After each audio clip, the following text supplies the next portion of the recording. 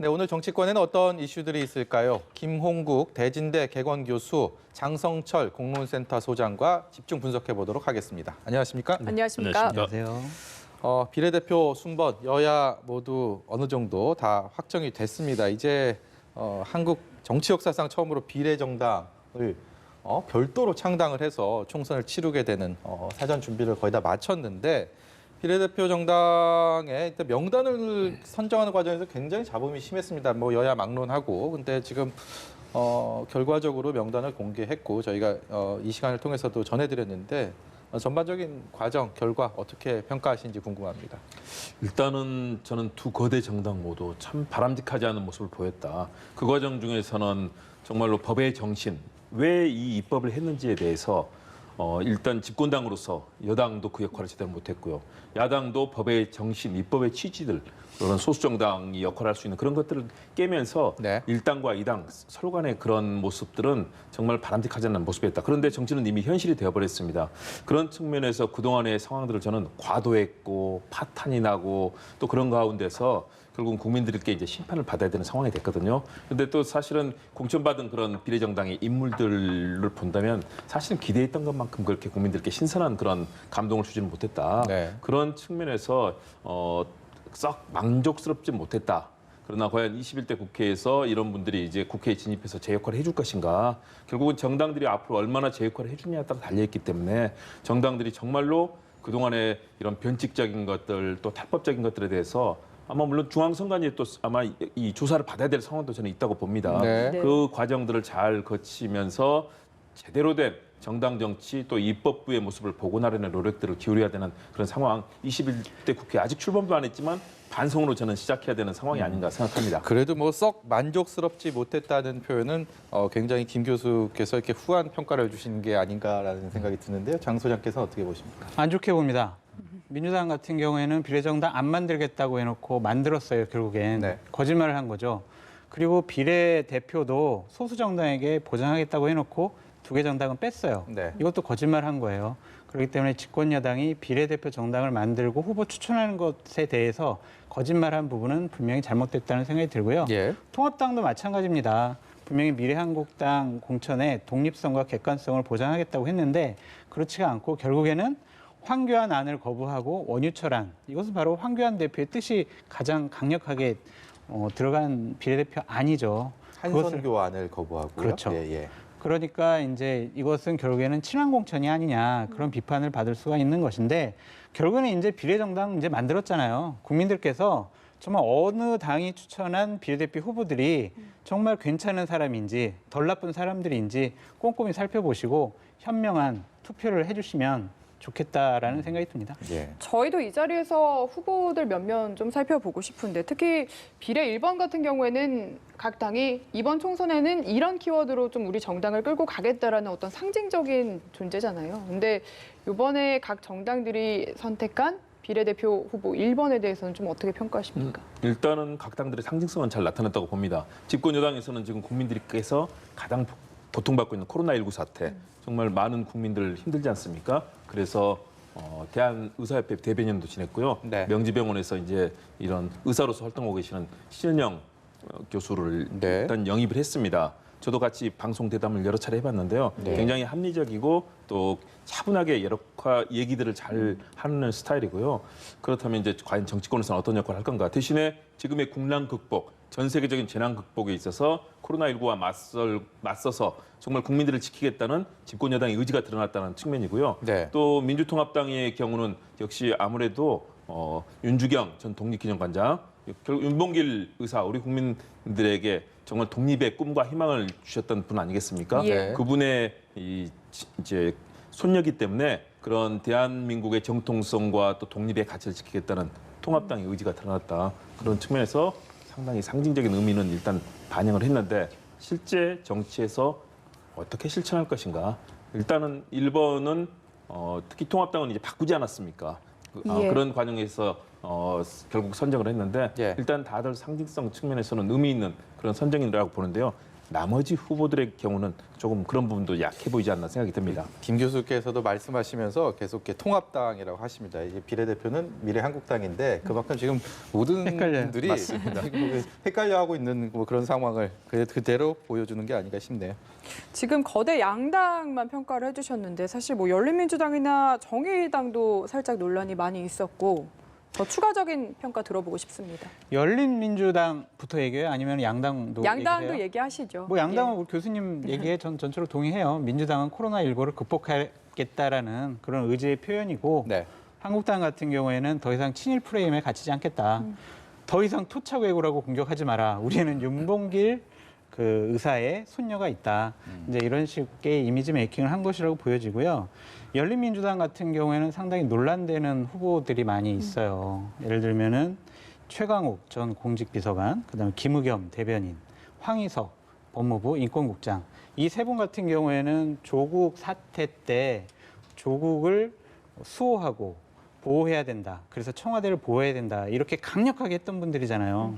열린민주당에서 이렇게 상징성 있는 인물들을 내세웠기 때문에 더불어민주당의 위성정당인 더불어시민당은 상당히 골치 아프게 됐어요. 제가 봤을 땐. 예. 상당히 많은 표를 열린민주당이 가져갈 가능성이 높다. 왜냐하면 되게 강력한 분들이에요. 이분들이 일당백할 겁니다. 네. 그렇기 때문에 문재인 대통령을 강력하게 지지하는 그룹에서는 더불어시민당의 비례대표 의원들을 보니까 솔직히 우리가 잘 모르겠어. 근데 여기는 우리 편이야. 그러니까 여기를 많이 선택할 수가 있어서 제가 보기엔 두 자리 숫자까지 나올 수 있다. 그렇게 전망해 봅니다. 예, 지금 말씀하신 것처럼요. 그 더불어민주당이 참여하는 비례연합정당인 더불어시민당 그리고 별개로 범여권으로는 분류되지만 별개의 독자적인 행보를 이어가겠다라는 뜻을 피력하고 있는 열린민주당 양 당의 관계자들의 목소리 좀 들어보고 오겠습니다. 더불어시민당을 열린민주당을 찍게 되면요, 11번부터 30번에 있는 후보들이 뒤에서부터 이렇게 떨어져 나가는 거예요. 그래서 민주당이 의도적으로 사실은 어떻게 보게 되면요, 배수진을 친 거예요. 지지층들한테 그러니까는 호소예요? 이쪽으로 그러니까 모두 다 직결해달라고 배수진을 친 겁니다. 결국은 이 더불어시민당이나 이 열린민주당이 모두 다 우리가 각자 역할로 많은 표를 받아서 지금까지 대통령의 지지율에 우리가 상한선이라고 볼 수 있는 50%를 충분히 넘어갈 수 있습니다. 충분히 국민들이 안심하고 어느 쪽을 뽑아도 저는 된다라는 그런 말씀을 꼭 드리겠습니다. 네, 더불어민주당의 비례연합정당이 더불어시민당이요. 비례대표 후보 34명을 확정했는데 이게 처음에는 앞에 원외 정당의 번호를 주고 11번 이후에 민주당 측 추천 인사를 넣겠다라고 하는 과정에서 또 잡음이 한바탕 있었고요. 그리고 이후에 이제 결국 공천 명단을 확정을 하는 데 있어서 기존의 비례연합 정당에 참여했던 원외 정당 일부를 또 뺐습니다. 그러면서 당초 어떤 민주당 쪽에서 내세웠던 어떤 그 제도권 밖 소수 정당을 원내로 진입시키겠다라는 그런 말이 좀 허언이 된 게 아닌가 이런 비판에서 자유롭지 않은 상황 같은데요. 당연하죠. 그런 비판 받아야죠. 왜냐하면 분명하게 플랫폼 정당이 되어서 많은 소수 정당들이 역할을 할 수 있게 하겠다는 게 애초에 취지 아니었습니까? 네. 그러나 실제 과정 중에서는 시간이 워낙 없었습니다. 그리고 제가 듣기로는 그 플랫폼 정당에서는 각 정당들이 들어와서 n분의 1의 역할을 해야 된다라는 그런 취지였는데요. 민주당의 경우는 스스로 엄청나게 큰 제1당 아니겠습니까? 거기서 자신의 목소리를 냈고요. 다른 정당들의 경우는 사실상 의석을 특히 일부 정당 같은 경우는 3명 내지 4명의 비례 후보를 내겠다. 이것을 보장해달라. 이런 여러 가지 요구들이 있었고요. 네. 결국은 이것들에 대해서 각 정당들을 n분의 1만큼의 권리를 주겠다라는 그런 플랫폼 측의 힘을 이쪽의 입장이 있었고요. 그런 과정 중에서 마지막 또 추천을 했던 두 정당의 후보들 같은 경우는 그 검증을 통과를 하지 못했습니다. 아마 그런 사정을 이해한다고 하더라도 분명하게 다양한 소수 정당들을 존중하는 역할들, 정의당이라든가 미래당, 녹색당, 다양한 정당들이 함께할 수 있는 공간을 만들어주지 못했다. 이런 측면에서 분명하게 애초에 입법 취지 그리고 비례정당을 함께하겠다는 그 약속들을 지키지 못했다는 측면에서 저는 뭐 플랫폼 정당 측이나 민주당도 마찬가지로 비판을 받을 수밖에 없는 상황이라고 봅니다. 네, 명분과 실리를 다 잃을 수 있는 뭐 그런 상황이 아닌가 뭐 그런 생각이 드네요. 예. 그 소장님께는 더불어시민당과 열린민주당의 관계에 대해서 좀 여쭤보고 싶은데 조금 전에 열린민주당이 득표율이 2자릿수까지 네. 이야기를 하셨거든요. 이렇게 되면은 열린민주당에서 주장하는 대로 외연이 확장이 될 건지 아니면 시민당에서 이야기한 대로 표를 나눠 먹게 하게 될 건지. 나눠 먹는 건데요. 예. 총량은 똑같아요. 어차피 같은 진영에서 같은 편이죠. 그런데 더불어시민당, 특히 더불어민주당의 더불어시민당은 되게 큰 피해를 받아요. 배수진을 졌잖아요. 자, 우리가 11번부터 20번까지 우리 후보다라고 한 것은 제발 지지자분들 우리 투표율 쫙 끌어올려서 대략 40%까지 우리 지지해 주세요. 그래야 우리가 20번까지 받아요라는 건데 결국에는 열린민주당이 선전을 하게 되면 예. 본인들의 계획에 차질이 생깁니다. 그렇기 때문에 기본적으로는 더불어시민당의 후보들이 당선이 적어질 수 있지만 총량적으로 진보 좌파 진영의 후보들의 의석수는 변함이 없을 것 같다. 예. 그런 생각이 듭니다. 그 열린민주당이 정의당으로 갈 표를 가져오거나 뭐 이럴 가능성은 없는 겁니까? 글쎄 정의당은 확실한 그러한 지지층과 지지 기반이 있잖아요. 그래서 그게 정의당의 표를 가져가는 게 아니라 예. 열린민주당에 있는 표가 정의당으로 가지 않는 그러한 일이 벌어져서 이 선거법 개혁에 가장 공을 들였던 정의당이 자칫 잘못하면 가장 많은 피해를 볼 수 있겠다라고 생각이 듭니다. 네. 저는 거기서 열린민주당의 역할이 있는데요. 정의당이 애당초에는 만일의 경우 기존의 지형대로 갔다면은 더불어민주당을 지지하는 상당수의 이 유권자들이 지역에서는 더불어민주당을 찍고요. 네. 그리고 비례에서는 정의당을 가는 그런 기본적인 패턴들이 있었거든요. 예. 그런데 지금의 정의당이 사실은 지지율이 최근에 하락하는 양상을 보이고요. 전체적으로 이 정치 공간에서 주목받지 못하는 상황들이 이어지고 있습니다. 그렇다면 과거 정치에서 보였던 것처럼 여권의 지지층에서 정의당으로 갈 그런 상당수의 표들, 사실은 그동안에 예상했던 것이 정의당이 5 내지 6, 7% 정도로 했다면 선거 때는 비례정당에서 15%까지 최대 10% 이상을 가져갈 가능성이 있었거든요. 그런데 이번에는 그 부분이 좀 쉽지 않아졌다. 그렇다면 결국은 열린민주당과 더불어민주당, 더불어시민당이라는 이 비례정당 쪽으로 사실은 더 파이가 저는 중도와 정의당으로 갈 목들이 더 커질 가능성은 있다라고 보여집니다. 그렇다면 현재 보여주는 그동안에 참 아쉽게도 정의당이 이번에 같이 참여하지 않음으로 해서 정의당의 입지가 좀 더 축소될 가능성은 있다고 봅니다. 예. 네, 미래통합당 이야기로 넘어가 보겠습니다. 비례대표 공천 파동이 결국에 이제 바뀐 대표와 공관위에서 후보 순번을 교체하면서 일단락이 된 것 같은데 이와 관련해서 통합당 내에서도 평가가 엇갈리고 있어서 준비를 해봤습니다. 듣고 오시죠. 비례대표 관련 미래통합당, 미래한국당이 보여준 모습 국민 여러분 죽을 죄를 졌습니다. 입이 10개라도 할 말이 없습니다. 아직도 우리한테 무엇이 남아있는지 생각하는지 모르지만 우리의 더러운 욕망하고 우리의 추한 모습 국민들한테 적나라하게 보여줬습니다. 이번에 한성교 전 대표 체제 때 비례대표 명단과 새로 선출된 원유철 신임 미래한국당 대표 체제에서의 비례대표 명단이 바뀐 것에 대해서는 일상적으로 있을 수 있는 야당 내에서의 총선 전략상 의견이 조율된 결과라고 보는 것이 저는 맞다고 생각합니다. 네, 지금 듣고 오셨지만요. 통합당 내에서도 목소리가 좀 다릅니다. 지금 김용태 후보 같은 경우는 추한 모습이다 자기 비판을 했고요. 그리고 또 김근식 후보 같은 경우는 총선 위한 전략이라고 했고요. 황교안 대표는 성장통이라고 표현을 했습니다. 이게 일종의 일단 친황 공천이라는 데는 큰 이견이 없는 그런 상황인 것 같은데 해석이 이렇게 각각입니다. 어떻게 보세요? 김용태 의원은 용서를 구한 것이고 그런 혼란스러운 거에 근데 김근식 교수는 변명을 한 거죠. 제가 봤을 때는 선거 전략상 김용태 의원의 입장이 맞아요. 어쨌든 국민들 눈에 보기에는 도대체 쟤네들 뭐 하는 거냐. 왜 비례대표 위성정당이라고 해놓고 예. 왜 저렇게 서로 조율도 하지 않고 이렇게 혼란스럽게 하냐. 너무 꼴 보기 싫다. 볼성산업다. 이런 평가들이 많이 있지 않습니까? 이럴 때는요. 잘못했다고 해야 돼요. 저희들 잘못했으니까 한 번만 용서해 주세요.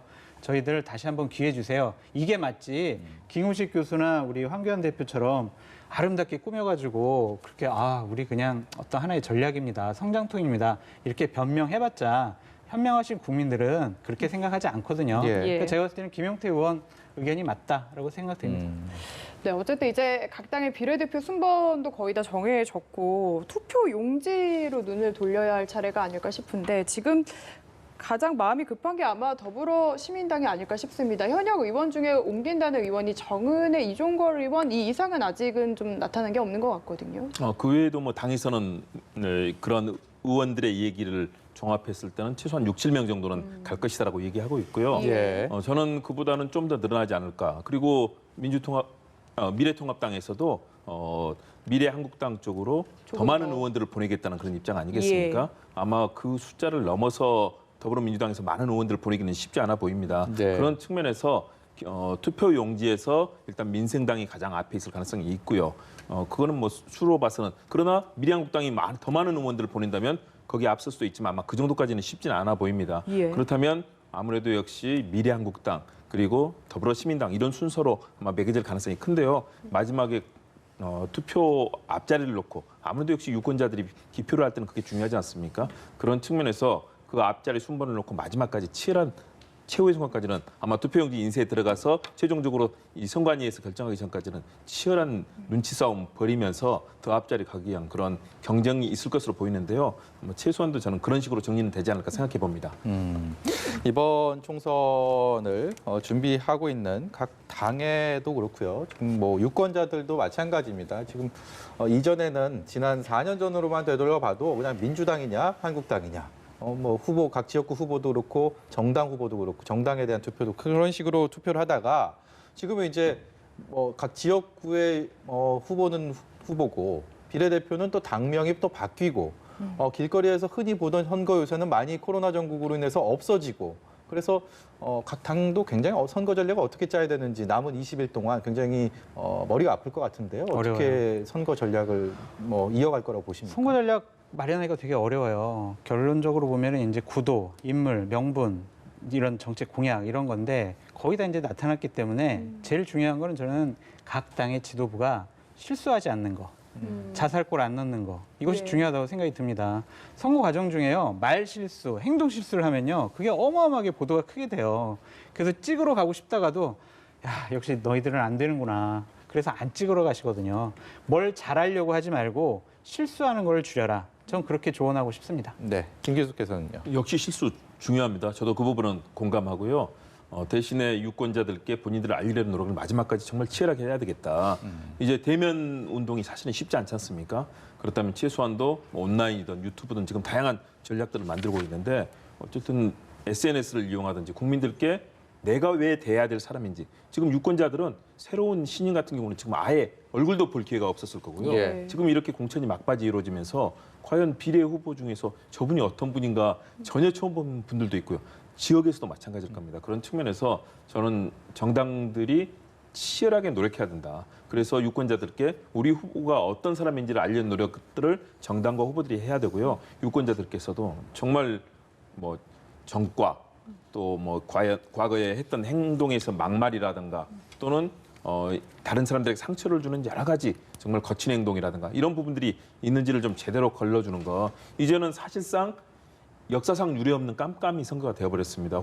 후보자를 거의 만나지 못한 이런 선거는 아마 대한민국 역사상 그리고 전 세계 선거에서도 별로 본 일이 없을 정도일 네. 겁니다. 그런 측면에서 정말 유권자들의 현명함이 필요합니다. 유권자들께서 가능한 한 선거 공보도 나중에 보시고요. 평상시 우리 지역구에 지금 어떤 사람인지 이 사람이 과거에 막말을 했는지 아니면 변절을 하거나 정치적으로 이상한 행동을 했었는지 이런 것들을 꼼꼼하게 보셔서 보수든 진보든 정말로 우리 21대 국회를 유능하게 만들어줄 그런 인재를 뽑는 유권자들의 노력도 필요합니다. 20대 국회 사실상 엉망이었지 않습니까? 법을 만드는 과정도 그렇고 그러면 이제는 정말 보수와 진보가 좋은 서로 간의 선순환의 경쟁을 하기 위해서는 좋은 후보들을 선출해 주시는 게 그래서 좋은 국회의원을 만들어야만 우리 정치가 한 단계 발전할 것이다. 유권자들의 역할이 다른 때보다 저는 가장 중요해졌다고 말씀드리고 싶습니다. 네. 그 미래통합당 관련해서 마지막으로 한 2시간 전쯤일까요? 이 마지막 경선 지역 결과가 나와서 짚어보고 싶은데요. 네. 이게 원래 최고위에서 제의를 하고 그게 받아들여지면서 경선을 네. 치른 두 곳이죠. 맞습니다. 인천 연수울 대구 네. 달서갑 결과 어떻게 보셨습니까? 지금 연수울 같은 경우에는 민경우 의원이 59, 민현주 의원이 49그래서 민경우 의원이 이제 공천자가 됐고요. 대구 달서갑 같은 경우엔 홍석준 의원이 72, 이두화 의원이 39, 표 차이가 많이 났어요. 네. 그래서 홍석준 의원이 이렇게 신인 가산점 받아가지고 이제 공천자로 확정이 됐는데 이런 부분들 때문에 그 미래통합당의 공천이 상당히 비판을 받는 거예요. 왜 이런 것들을 사전에 좀 현명하게 조율하지 못했느냐라는 예. 것, 그런 것 때문인데 이제는 공천을 좀 마무리했으니까 각 지역에서 상대방을 지지했던 우리 편 사람을 얼마나 내 편으로 끌어오느냐, 그게 가장 중요하거든요. 어쨌든 볼썽사나운 모습이었습니다. 이 모습도. 네. 이번에는 저희가 격전지한 곳을 분석을 해보려고 하는데요. 어느 지역인지 일단은 화면으로 보여주시죠.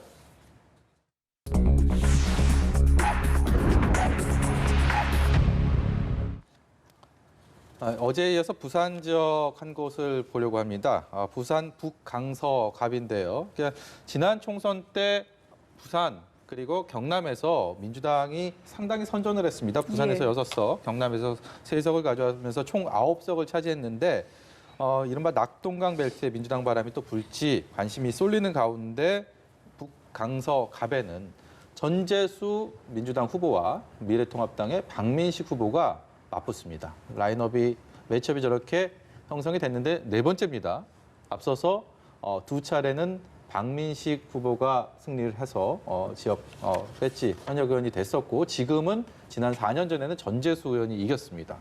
화면으로 보시는 것처럼 18대, 19대, 20대 16년째 인연입니다. 참 저런 인연도 그렇게 흔치 않아 보이는데요. 그렇죠. 예, 일단은 어느 분께서 먼저 좀 전망을 해주시겠습니까? 예. 일단은 18대, 19대에서는 박민식 의원이 이겼습니다. 그리고 이제 20대에서는 이제 절치부심했던 전재수 후보가 의원이 된 거죠. 네. 그 당시에 득표율을 본다면 전재수 의원이 55.9%, 네. 그리고 박민식 의원이 44.1% 득표를 했거든요. 차이가 꽤 났네요. 차이가 꽤 났습니다. 네. 그리고 그 이후에 그게 이제 2016년인데요. 2년 후에 지방선거에서는요. 부산시에서 당시에 이제 여당 쪽 오거돈 후보가 59.6에 네. 서병수 후보가 35.4. 그러니까 지방선거에서도 이 흐름은 이어졌습니다. 그리고 지금 나오고 있는 여론조사에서도 전재수 후보가 좀 앞서는 앞서죠. 흐름이라는 것이 최근에 나왔던 여러 번의 여론조사에서 거의 비슷한 흐름이거든요. 네. 그렇다면 부산 전체의 흐름에서는 아무래도 미래통합당이 좀 더 앞서는 흐름을 보이는데 후보 지역에서의 지금 상황은 전재수 현역 의원이 좀 더 앞서는 그런 흐름인데요. 그러나 박민식 후보 같은 경우도 뭐 그동안에 두 차례 의원을 했었고 이 지역에서는 완전 터줏대감 아니겠습니까? 네. 그리고 박민식 의원 같은 경우도 상당히 여러 가지 그동안 국정 현안에서 당내에서도 목소리도 많이 내고 또 네. 부산에 대한 발전에도 기여를 한 부분들을 강조하고 있고요. 네. 전재수 의원도 과거에 뭐 청와대 이 근무 경력이라든가 또 의원이 돼서도 뭐 원내에서도 활동도 상당히 활발합니다. 지금 이 현재 보여주고 있는 지지율대로 끝까지 갈 것이냐. 저는 남은 기간 동안은 지지율은 많이 좀 좁혀질 가능성이 크다. 그런 측면에서 마지막까지 알 수 없는 경쟁이 되겠지만 일단은 기선은 아무래도 현역 의원이 좀 지고 있는 가능성이 큰 것으로 보이는데요. 그럼에도 불구하고 두 사람 네 번째 대결입니다. 사실상 또 승부는 알 수 없기 때문에 마지막 투표 한번 열어봐야 될 것 같습니다. 소속 정당이랑 인물 둘 중에 어떤 것이 더 크게 작용할 거라고 보십니까? 저기는 인물도 참 비슷하고 아주 훌륭한 분들이에요. 네. 그래서 소속 정당, 지지율 이런 것들이 조금 더 영향을 많이 받지 않을까 생각이 드는데 지금 아까 우리 여론조사를 보면 10% 정도 차이로 예. 전재수 후보가 이기고 있잖아요. 네. 근데 저게 좀 양상이 바뀔 수 있다라고 분석을 하는 것은 뭐냐면 문재인 대통령 국정 운영을 긍정하느냐가 45%, 부정적으로 보느냐가 48%예요. 그렇기 때문에 이것 때문에 좀 양상이 바뀔 수 있다라고 보여지고 네. 또한 저 여론조사 같은 경우에는 상당히 오염이 됐다. 신뢰성에 문제가 있다라고 지금 여론조사를 시행한 측과 그다음에 박민식 후보 측에서 얘기를 하고 있습니다. 무슨 말이냐면 저 여론조사가 지난 토요일하고 일요일 날 했어요. 예. 그런데 목요일부터 전재수 후보 측에서 자 국제신문에서 내일하고 모레서부터 여론조사가 실시가 되니 우리 지지자들은 이런 여론조사 전화가 오면은 끊지 말고 끝까지 대답을 해라라고 문자 메시지를 무차별적으로 살포했다. 그래서 저 여론조사는 신뢰할 수 없다라고 하는 게 박민식 후보 측의 얘기고요. 네. 그 주장인 거죠. 주장입니다. 예. 주장이고 전재수 후보 측은 근거 없는 의혹을 제기하지 마라 이런 식으로 부딪히고 있는데 제가 여론조사를 한 담당자분하고도 그 얘기를 해봤어요. 통화를 해봤더니 오염이 된 것은 좀 맞는 것 같다. 그런 식으로 얘기를 하시더라고요. 그래서 네. 다음번에 다시 한번 조사하기로 했다. 그렇게 얘기하셨습니다. 네, 그러니까 두 후보의 인연이 16년 동안 이렇게 만나게 되면 정말 온갖 미운정 고운정 다 들을 것 같습니다. 이번 결과로 전재수 후보는 2승 2패 동률을 이루겠다라는 각오가 클 것 같고 박민식 후보는 다시 지난번에 석패를 했기 때문에 이번에는 내가 되찾아오겠다라는 마음이 클 것 같은데 역시 북강서갑도 유의 깊게 아주 재밌게 지켜봐야 될 것 같습니다. 오늘 말씀 여기까지 듣도록 하겠습니다. 지금까지 김홍국 대진대 개건교수, 장성철 공감과 논쟁 정책센터 소장이었습니다. 고맙습니다. 잘 들었습니다. 감사합니다.